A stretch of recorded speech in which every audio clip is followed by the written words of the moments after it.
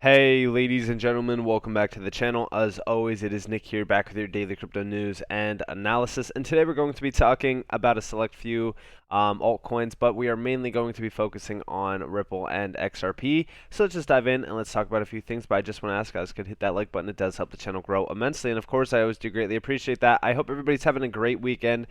Currently right now, it is getting pretty hot where I live. I think it's supposed to be like 92 degrees today. This video is going up a little bit later, so it is scheduled. So, prices might reflect and change a little bit. But overall, I hope everybody's having a great weekend. Today is officially Saturday. You love to see it. The overall market has been sitting stable for the most part. I can refresh it just so that you guys know. Honestly, I'm expecting some volatility over the weekend. You guys already know me. I don't like to trade the weekend at all. I'm actually more so waiting for Monday. I think that Monday is going to be a deciding factor on where we really kind of go from here. I think that by around like the end of this month, we should really have a clear picture printed for us, specifically within equities and also the dollar. But for now, I don't want to talk about that. I want to actually talk to you guys about the long-term view here. So, as you guys already know me, right? So, I've been talking about a lot of these assets for a very long time. A lot of people say that I've been shilling them, if you will, but that's not the case. I've been trying to put you guys on to these assets that are going to, not only account for the future financial system, but also do incredible moves along the way. XRP, XLM, XDC, Hbar, Algo, API 3. I mean, there's so many great assets right now within the Web3 scene, even Casper. I mean, I talk about so many. And the reason why is because we have an incredible opportunity right now in front of us, right? So we know that the crypto market hit, $3 trillion overall for the entire market just recently. We're sitting at about 1.25 trillion, which is significantly down. It's over, 50% down from its all-time highs. And we know where this market's going. I mean, overall, yeah, are we playing into the 4-year cycle? In my opinion, no, I don't believe in the 4-year cycle. I think it's, idiotic to believe in the 4-year cycle. I think that we are in an extended bull run. I think that these extended patterns have printed out on the Bitcoin price chart. But I don't really care for, a 4-year pattern or an extended bull run or alt season, this season, that season. I care for a utility-driven market. Okay, in a utility-driven market, you're not going to have to worry about a bull or bear market. All you're going to have to utilize and know is research. You are going to research assets that are doing incredibly well. For example, XRP, right? We look at XRP on the day-to-day basis because we know what XRP has been doing with not only, RippleNet in terms of on-demand liquidity, but it is also a settlement and bridge token on the XRP ledger. XRP has a lot of use cases around it. It's not just for cross-border payments and things like that. This is why I've always said, pay attention to a lot of these utility gems, because as we march on into a utility-driven market, the market cap for crypto is exponentially going to grow. Now, let's actually move on and let's talk about a few things. So first off, CBDCs. Now, obviously, CBDCs have been streamlined. I've talked to you guys a little bit about this going back as far as like January 2014. Was I talking to you guys about this back in 2014? Absolutely not. But this is when we first seen CBDCs come out onto the scene. We had one canceled, which was in Finland, and then we also had one doing some research down here in Uruguay. Now, streamline this 1 year. So January 2014 to January 2015. So let me go back to January 15. So there wasn't much movement here. Same exact, areas doing the same exact things. But if we go 2 years down the road, right, to January of 2016, this is when we do see a little bit of a change here. We see Canada, and we also see the United Kingdom. Pretty significant. 2 players. Then in 1 more year, we've seen a few different changes here. We've seen, instead of canceled in Finland, right, we've seen them change to doing research on a new option. But then we also seen China, and then we also seen Japan, and a lot of other areas. Now, take this to 2018. This is when, a lot of crypto technology started to really kind of boom. All right, this is when the opinions behind crypto really bloomed into this idea on, all right, what are the efficiencies around crypto? This is 2017, 2018. Crypto essentially was starting to become too big to ignore.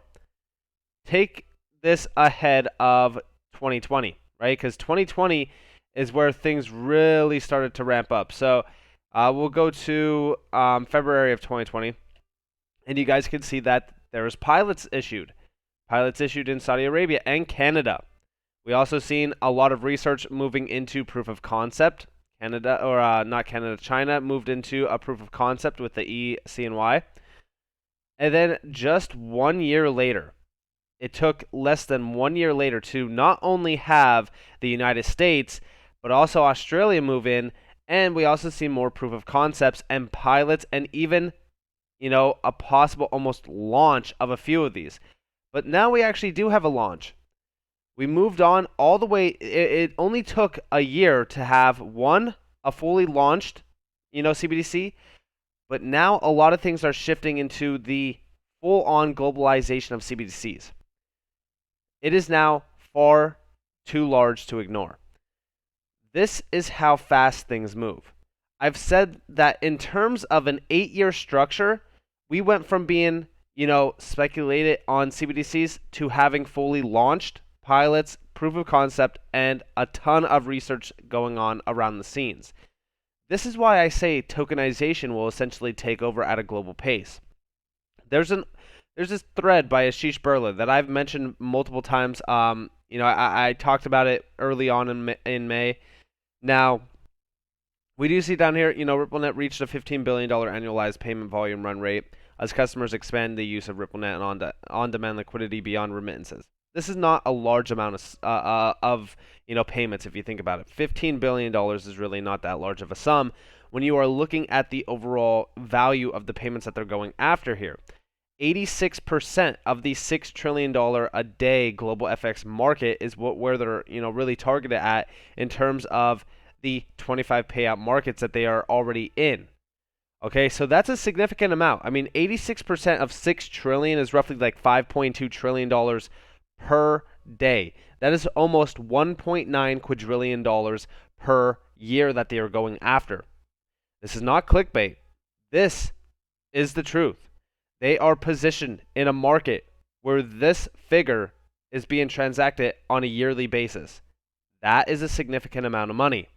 Now, do I think that they are going to grasp, a certain percentage of that market? 100%. But we can't speculate on the timeline behind that. We just know that on-demand liquidity grew 8x year over year. If they do continue to grow like this, then it's going to be pretty significant, as we did see, again, $15 billion annualized payment volume run rate. So if we do an 8x on that, it's almost $150 billion. And if we continue to do that 8x, it's going to be significant. But I do foresee a little bit of a diminished return on that. But it might actually not be diminished if we do see regulatory clarity come to the space, where a lot of these other areas around the world will gladly adopt on-demand liquidity utilizing XRP. I really do foresee this being a very, very high possibility. Now, we do see them talking about tokenization, the tokenized future, right? I've talked to guys about this tokenized future. This goes back to July 3rd of 2021. I've always expressed my viewpoints on tokenization. I think that this is a huge area to focus on. I think that major companies around the world, in terms of payment companies, Visa, PayPal, Venmo, Cash App, etc., are all realizing the term tokenization, and it's not a facade or anything like that. They are actually moving in on it, adopting into the tokenized future. We've seen Robinhood enter into the Web3 scene with their Web3 wallet. I mean, things are rapidly shifting around this space greatly, and I do think that it's only a matter of time before we do see tokenized stock markets, etc. And we also already see this kind of happening with Hbar with LCX. I'm actually really excited for that partnership. I've talked to you guys a little bit about that. Might do a little bit of a deeper dive in on that, but we also see, going back to May 1st, building a more sustainable, scalable, and accessible future for NFTs with the XRP ledger. And of course, they are mentioning the fact that the World Economic Forum, back in 2015, mind you, talked about projects having the 10% of the world's GDP will be tokenized by 2027. It's only 6 short years away. And now it's only 5 short years away. And when we talk about this area, right, this goes back to 2015, right? So when we talk about 2015, a lot has changed since then. In fact, I don't foresee just 10% of this market being tokenized. I actually see this being a larger percentage. I think that they were pretty conservative in terms of that, prediction, because we've already been seeing tokenization make its way into many industries. And we do see NFTs in today's frictions to adoption. NFTs are no longer JPEG images.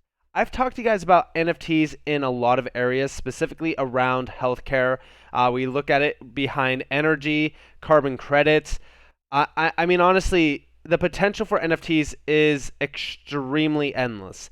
Data itself can be tokenized and transacted with, which is the first of its kind ever. And this is really going to unlock many areas of focus for a lot of these industries, specifically within a lot of these other assets instead of Ethereum, because I know that Ethereum has been the giant for NFTs, but as we even see here, cost efficient, inherently green by design, built-in token advantage. And don't get me wrong, XRP is not the only one doing great things in terms of tokenization. Hbar is also absolutely killing the game in terms of their Hbar token service, and I've talked to guys about it, but also even Hbar is mentioned in the fact that there's many areas of expertise here. Payments, financial services, supply chain, energy and sustainability, and the list goes on and on. You guys can look at all of the major areas that are being tokenized, and this is one of the most incredible opportunities of our lifetime, because as everybody is focused on one key metric behind a lot of these assets, aka price, they are not looking at the end goal here, which is everything will be tokenized. 10% of the GDP will be tokenized. $5.2 trillion per day. $1.9 quadrillion per year is being targeted by just XRP alone. So this is significant. Now, in terms of tokenization, we've been seeing a major shift. Okay? They are in overdrive. 14 hours ago, MSP Recovery joins forces with Tokenology to release Tokenized Healthcare Initiative. This is where I focus my major, focus point, because in terms of healthcare, we've also seen Quant delivering interoperability services for the healthcare scene. But now we are seeing a lot of shift around this area for, again, tokenization. We do see down here the massive number of daily medical claims being tokenized is expected to surpass 50 million a day by 2024, requiring this kind of scale, security, and sustainability that only Polygon can deliver. And I do argue the fact that it's not just only Polygon. I mean, any of these major assets can deliver that. But again, we've also seen even Hbar moving in on the healthcare scene. They understand this as well. We've seen them working with, so if we go to use cases up here and go to healthcare, there's a lot of healthcare companies that Hbar is already working with. Accor, we see Safe, everywhere, NHS, and a lot of this is around tokenization as well. It's more so for, data and, just patient information that is, again, very secure. You choose who you want to share your information with. Say for so you go to the doctor and they want to know, your medical record or whatever. It is essentially tokenized and digitized on something like an NFT, if you will. This is an area that I'm definitely interested in watching. But also, we even seen Goldman Sachs. Goldman Sachs says it is exploring the tokenization of real assets. Yeah, things are moving rapidly. The metaverse, where real-world assets like real estate are bought and sold as NFTs, has been garnering the attention of big names in financial services and a range of other industries. I've talked to you guys about the real estate scene. That global market is a $360 trillion market. That market will be tokenized. Fractionalized ownership of real estate will be a thing. You will essentially be able to buy a percentage of real estate. That's coming very, very soon. I foresee we are not too far off from that. We are actually exploring NFTs in the context of financial instruments, and actually, the power is actually quite powerful. So we work on a number of things. Global head of digital assets at Goldman Sachs said.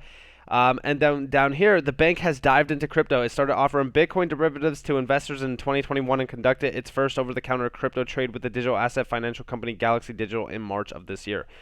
We are seeing something very, very interesting happen.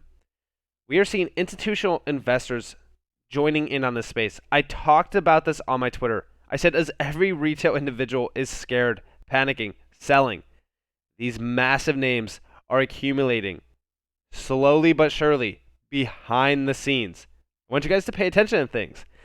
We also do see our banks explore tokenizing liabilities with eye towards gains in instant settlement and risk management. Instant settlement.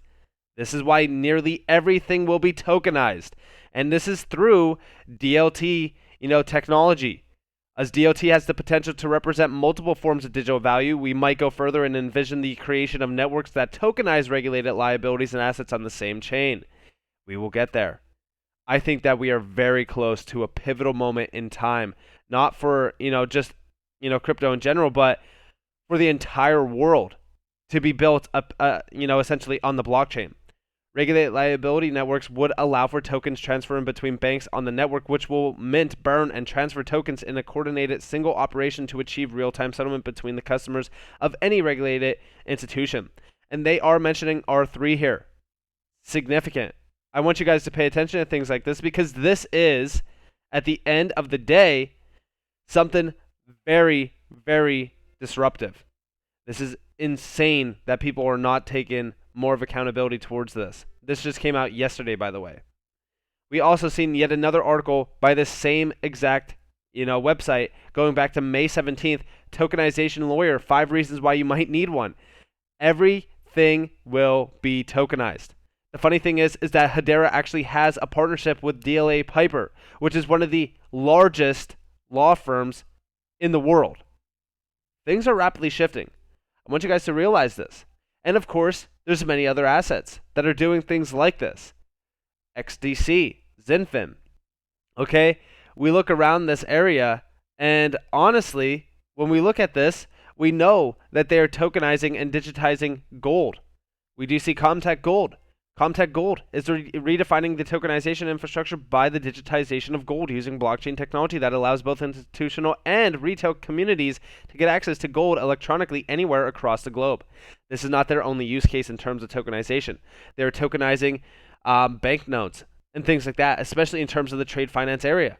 I want you guys to realize things that are happening right now. Tokenization is not just a buzzword. Things are rapidly shifting in this market towards, the limelight of institutional investors and large amounts of money.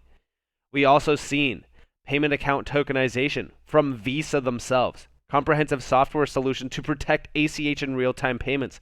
Tokenization reduced fraud by leveraging proven tokenization technology via non-intrusive module installment. API gateways, API plug and play gateways are the future for a lot of this. And of course, you guys can see all the features here, specifically around ISO 222. Things are massively shifting. We also seen here from Bob's Guide, tokenization, the future of payment security. Background: the payment card industry data security standard was created to increase controls around cardholder data to reduce credit card fraud via its exposure. This goes back to 2014. Tokenization has been in the talks for a very, very long time. I want you guys to realize where we currently are positioned. A lot of these assets are going to be the fuel that allows for the future of finance to actually work and be utilized on a day-to-day basis. And guys, it's not going to happen overnight, but it's going to feel like it did. Because in the short amount of time, okay, in 8 years, we've seen this graph, right, go from something like this, okay, to this in 8 years. And I know 8 years is not a short amount of time, but I'm talking about how fast things actually move. And honestly, if you go back just 2 years ago, okay, and you go to, now, look at how fast things are evolving within this area. ISO 222 goes live in a short amount of time. I don't believe that ISO 222 is going to make these assets pump drastically. I think that there will be speculation in terms of, price movement. But when we see that messaging format ushered in, it's going to unlock major doors for a lot of these assets to be utilized properly on a day-to-day basis. And I'm going to be here for it. And I'm going to be very excited for this pivotal moment in time. So with that in mind, I hope that you guys enjoyed this video. If you guys did, definitely leave a like, subscribe, turn notifications on if you guys want more free content. You guys are more than welcome to follow me on Twitter and join the free Discord down in the description below. As always, up to you all. Have a beautiful day or beautiful night wherever you guys are in this beautiful world. This has been Nick. Peace out, guys.